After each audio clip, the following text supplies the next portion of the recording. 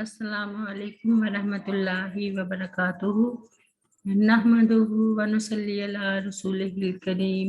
अम्मा बाद फ़अऊज़ु बिल्लाहि मिनश शैतानिर रजीम। बिस्मिल्लाहिर रहमानिर रहीम। रब्बि इश्रह ली सदरी व यस्सिर ली अमरी वहलुल उक़दतम मिन लिसानी यफ़क़हू क़ौली। Rabbi ज़िदनी इल्मा rabbi ज़िदनी इल्मा rabbi ज़िदना इल्मा। अल्लाहुम्मा फ़क़्हिना फ़िद्दीन रब्बि यस्सिर वला तुअस्सिर वतम्मिम बिल खैर। आज हम सूरत अन-निसा की आयत नंबर 75 से पढ़ेंगे। बिस्मिल्लाहिर्रहमानिर्रहीम। व मालकुम, और क्या है तुम्हें, ला तुकातिलूना, कि नहीं तुम लड़ते, फी सबीलिल्लाहि, अल्लाह ताला के रास्ते में, बल मुस्तज़अफ़ीना, और उन लोगों की खातिर जो कमज़ोर हैं, मिनर रिजाली, मर्दों में से, वन्निसाई, और औरतों में से, वल विल्दाने, और बच्चों में से, अल्लज़ीना, वो जो यक़ूलूना, कहते हैं, रब्बाना, ए हमारे रब, अखरिजना, निकाल हमें, मिन हाज़िहिल क़रयातिज़ ज़ालिमी, इस बस्ती से कि जालिम है, अहलुहा, इसके बाशिंदे। वजअल, और बना दे, लना, हमारे लिए, वजअलना, और बना दे हमारे लिए, मिल्लादुन का, अपनी तरफ से,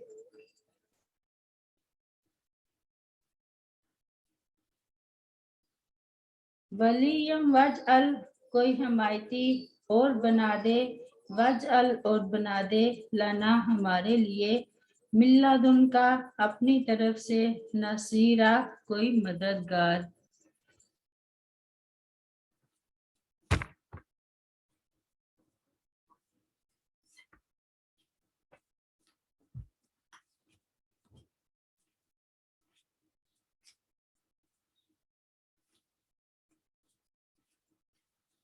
जालिमों की बस्ती से मुराद नुज़ूल के एतबार से मक्का है।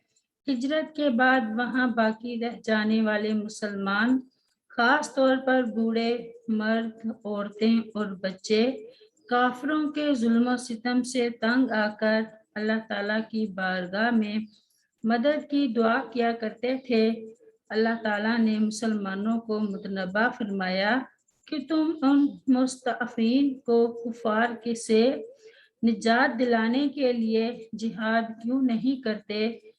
इस आयत से इस्तदलाल करते हुए उलमा ने कहा कि जिस इलाके में मुसलमान इस तरह जुल्म सितम का शिकार और कुफार के हिसार में गिरे हुए हों, तो दूसरे मुसलमानों पर यह फर्ज आयद होता है कि उनको काफिरों के जुल्म सितम से बचाने के लिए जिहाद करें।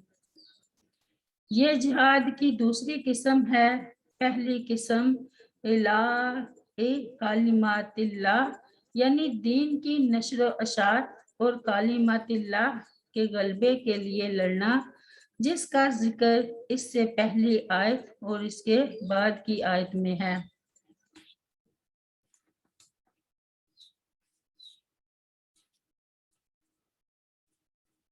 इसका ताल्लुक भी तरगीब जिहाद से है, यानी दो वजूह की बिना पर तुम्हारा कुफार से लड़ना जरूरी है। अव्वल इलाए कलमातुल्लाह, यानी अल्लाह के दीन की सरबुलंदी के लिए। दो, उन मजलूम मुसलमानों को निजात दिलाने के लिए जो कुफार के चुंगल में बेबस पड़े हैं। मक्का मुअज़्ज़मा में बहुत से लोग ऐसे रहते थे जो रसूल करीम सल्लल्लाहु अलैहि वसल्लम के साथ हिजरत ना कर सके थे, और उनके इकारब जो ईमान नहीं लाए थे उन पर तशद्दुद करने लगे थे ताकि इस्लाम से फेर कर उनको काफिर बना लें। बस अल-क़रयातिज़ ज़ालिम अहलुहा से मुराद मक्का है, और मुशरिक होने की वजह से या मजलूम मुसलमानों को सताने की वजह से उनके बाशिंदों को जालिम कहा। سیدنا عبداللہ بن عباس رضی اللہ عنہ بیان کرتے ہیں کہ میں اور میری والدہ مستضعفین یعنی کمزور اور بے بس لوگوں میں سے تھے۔ مدینہ میں رسول کریم صلی اللہ علیہ وسلم ان مستضعفین کے حق میں نام لے کر دعا فرمایا کرتے تھے، جیسا کہ سیدنا ابو ہریرہ رضی اللہ عنہ بیان کرتے ہیں کہ رسول کریم صلی اللہ علیہ وسلم نے عشاء کی نماز ادا فرماتے ہوئے جب سمع اللہ لمن حمیدہ کہا تو سجدہ کرنے سے پہلے یہ دعا کی، اللہم انجل ولید ابن الولید وسلامات ابن ہشام وعیاش ابن ابی ربیعۃ والمستضعفین من المؤمنین اللہم اشدد وطاعتک علی مصر واجعلھا علیہم سنین کاسنی یوسف۔ اے اللہ، ولید بن ولید، سلمہ بن ہشام، عیاش بن ابی ربیعہ اور کمزور مومنوں کو نجات عطا فرما۔ اے اللہ، خاندان مضر کے لوگوں پر اپنی گرفت کو اور مضبوط کر دے، اور اے اللہ انہیں اس طرح قحط سالی میں مبتلا کر دے جس طرح یوسف علیہ السلام کے دور میں قحط پڑا تھا۔ وَاجْعَلْ لَنَا مِن لَّدُنْكَ وَلِيًّا وَاجْعَلْ لَنَا مِن لَّدُنْكَ نَصِيرًا۔ سیدنا ابو ہریرہ رضی اللہ عنہ بیان کرتے ہیں کہ رسول کریم صلی اللہ علیہ وسلم نے فرمایا، جو شخص کسی مسلمان کی دنیا کی تنگیوں میں سے کوئی تنگی دور کرے گا تو اللہ تعالیٰ اس سے اس کی آخرت کی تنگیوں میں سے کوئی تنگی دور فرما دے گا۔ سیدنا عبداللہ بن عمر رضی اللہ عنہ بیان کرتے ہیں کہ رسول کریم صلی اللہ علیہ وسلم نے فرمایا، مسلمان کا بھائی ہے، نہ اس پر ظلم کرتا ہے، نہ اس کی مدد چھوڑتا ہے اور نہ اسے حقیر جانتا ہے۔ سیدنا نعمان بن بشیر رضی اللہ عنہ بیان کرتے ہیں کہ رسول کریم صلی اللہ علیہ وسلم نے فرمایا، باہمی محبت و مودت، لطف و کرم اور رحم و ہمدردی میں مسلمانوں کی مثال ایک جسم کی سی ہے کہ جب اس کے کسی عضو کو تکلیف پہنچتی ہے تو پورا بدن بخار میں مبتلا ہو جاتا ہے اور نیند اچٹ ہو جاتی ہے۔ آیت نمبر 76۔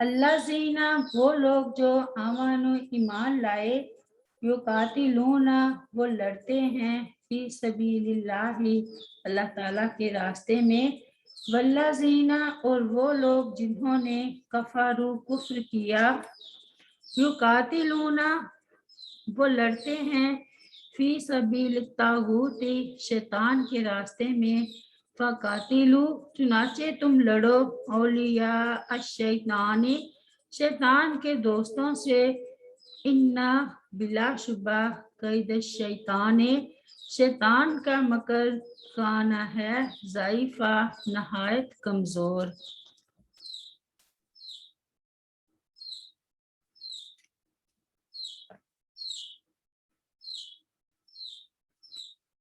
مومن اور کافر دونوں کو جنگوں کی ضرورت پیش آتی ہے، لیکن دونوں کے مقاصد جنگ میں عظیم فرق ہے۔ مومن اللہ تعالیٰ کے لیے لڑتا ہے، محض طلب دنیا یا ہوس ملک گیری کی خاطر نہیں لڑتا، جبکہ کافر کا مقصد یہی دنیا اور اس کے مفادات ہوتے ہیں۔ مومنوں کو اس آیت میں ترغیب دی جا رہی ہے کہ طاغوتی مقاصد کے ہیلے اور مکر کمزور ہوتے ہیں، ان کے ظاہری اسباب کی فراوانی اور کثرت تعداد سے مت ڈرو، تمہاری ایمانی قوت اور عزم جہاد کے مقابلے میں شیطان کے یہ چیلے نہیں ٹھہر سکتے۔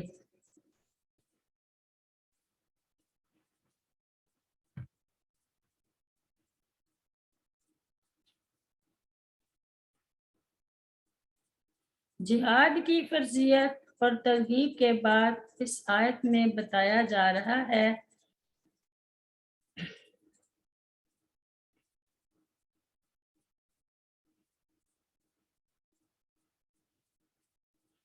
کہ جہاد کی ظاہری صورت کا اعتبار نہیں بلکہ جہاد اپنے مقصد کے اعتبار سے جہاد ہے۔ اِنَّ قید شیطان کانا ضعیفا، ارشاد باری تعالیٰ ہے ذالکم وَأَنَّ اللَّهَ مُوہِنُ قید الکافرین، سورۃ الانفال میں۔ بات یہ ہے اور یہ کہ یقیناً اللہ تعالیٰ کافروں کی خفیہ تدبیر کو کمزور کرنے والا ہے، اور فرمایا وَمَا قَيْدُ الْكَافِرِينَ إِلَّا فِي ضَلَالٍ، سورۃ المومن میں، اور نہیں کافروں کی چال مگر سراسر ناکام، اور فرمایا ام یریدون کیدا فالذین کفروا هم المکیدون، سورۃ الطور میں، یا وہ کوئی چال چلنا چاہتے ہیں تو جن لوگوں نے کفر کیا وہی چال میں آنے والے ہیں۔ آیت نمبر 77۔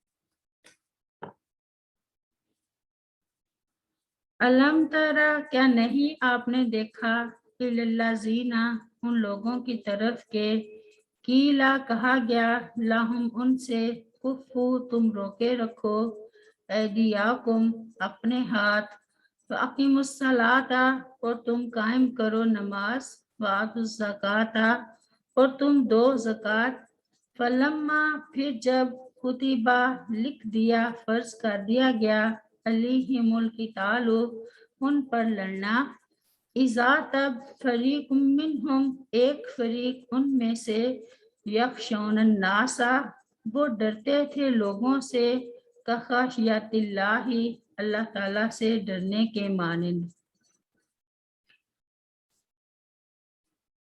او یا اشدہ اس سے بھی زیادہ سخت، خشیتا ڈرنا، وقالو اور انہوں نے کہا ربنا اے ہمارے رب، لما کیوں، کتبتا تو نے لکھا فرض کیا، علینا ہم پر، علینا القتال ہم پر لڑنا، لولا اخرتنا کیوں نہ تو نے مہلت دی ہمیں، الی اجل قریب ایک مدت قریب تک، قل کہہ دیجئے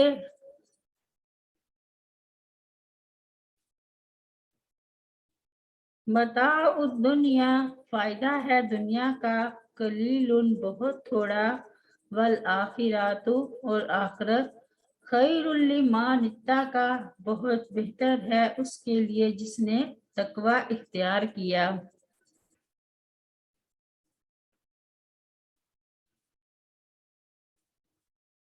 وَلَا تُظْلَمُونَ اور نہ تم ظلم کیے جاؤ گے، فتیلہ داگے برابر۔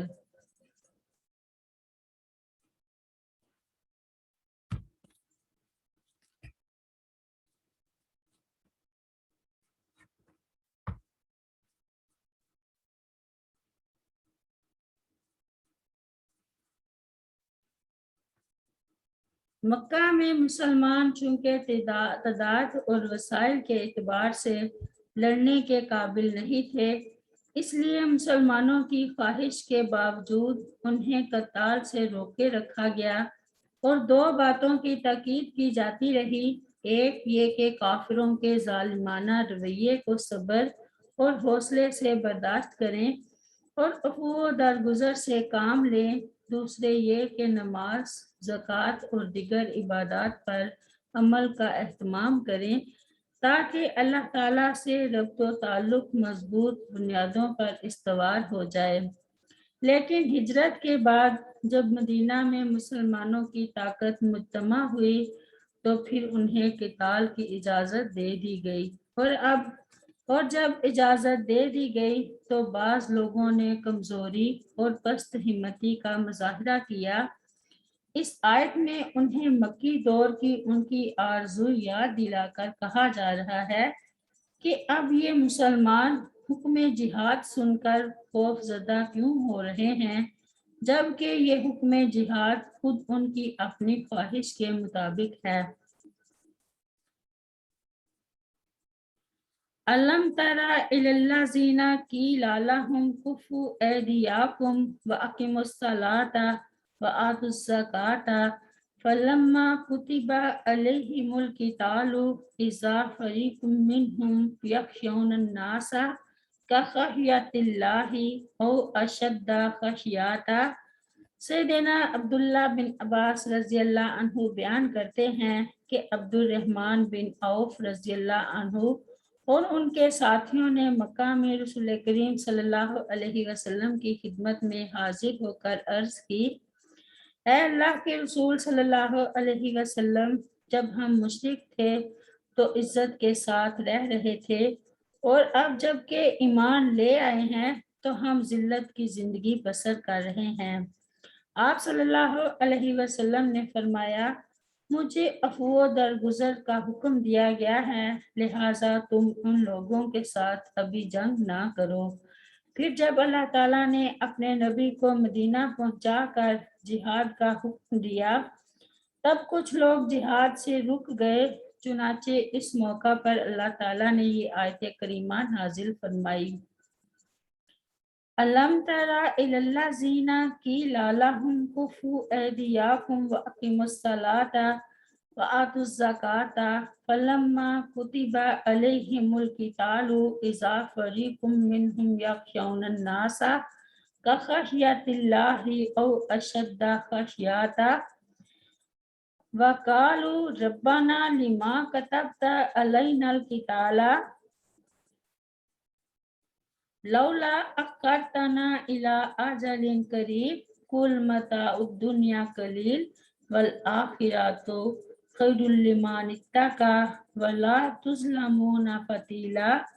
اللہ تعالیٰ نے حالات کے سازگار ہونے پر سب سے پہلے مسلمانوں کو جہاد فی سبیل اللہ کی اجازت دی۔ ارشاد باری تعالیٰ ہے، اذن للذین یقاتلون بانہم ظلموا وان اللہ علی نصرہم لقدیر۔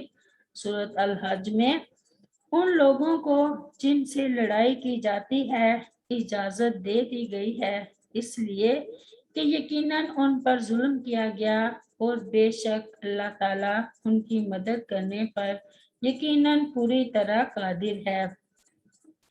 جہاد فی سبیل اللہ کو فرض کرتے ہوئے اللہ تعالیٰ نے فرمایا، کتب علیکم القتال وہو کرہ لکم وعسیٰ ان تکرہوا شیئا وہو خیر لکم وعسیٰ ان تحبوا شیئا وہو شر لکم واللہ یعلم وانتم لا تعلمون۔ سورۃ البقرہ میں تم پر لڑنا لکھ دیا گیا ہے، حالانکہ وہ تمہیں ناپسند ہے، اور ہو سکتا ہے کہ تم ایک چیز کو ناپسند کرو اور وہ تمہارے لیے بہتر ہو، اور ہو سکتا ہے کہ تم ایک چیز کو پسند کرو اور وہ تمہارے لیے بری ہو، اور اللہ تعالیٰ جانتا ہے تم نہیں جانتے۔ منافقین کی بزدلی کا نقشہ کھینچتے ہوئے اللہ تعالیٰ نے ارشاد فرمایا، وَيَقُولُ الَّذِينَ آمَنُوا لَوْلَا نُزِّلَتْ سُورَةٌ فَإِذَا أُنْزِلَتْ سُورَةٌ مُحْكَمَاتٌ وَذُكِرَ فِيهَا الْقِتَالُ رَأَيْتَ الَّذِينَ فِي قُلُوبِهِم مَرَضٌ يَنْظُرُونَ إِلَيْكَ نَظَرَ الْمَغْشِيِّ عَلَيْهِ مِنَ الْمَوْتِ فَأَوْلَى لَهُمْ۔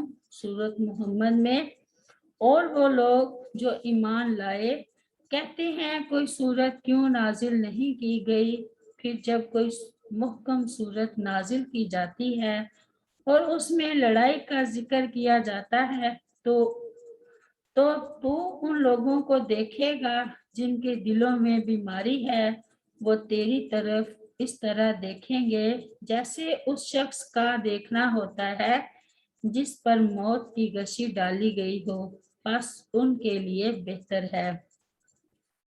کل متاع الدنیا قلیل، لڑائی سے ہچکچانے والے کمزور ایمان والوں اور منافقین کا حوصلہ بلند فرمایا ہے۔ پہلی بات تو یہ کہ دنیا کی بے ثباتی کا ذکر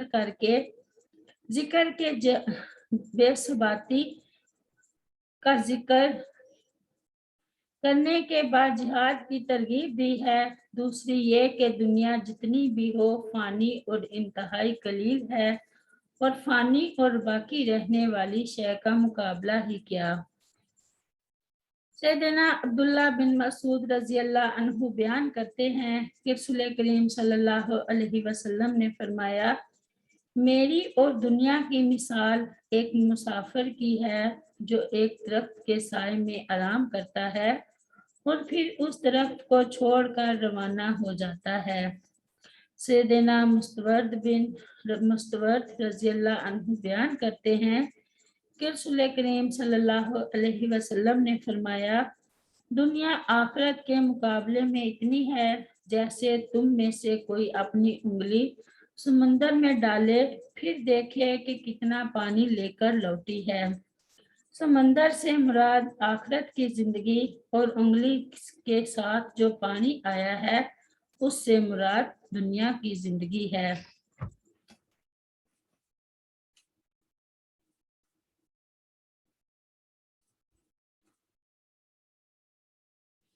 سبحان ربک رب العزت عما یصفون وسلام علی المرسلین والحمد للہ رب العالمین۔ السلام علیکم ورحمۃ اللہ وبرکاتہ۔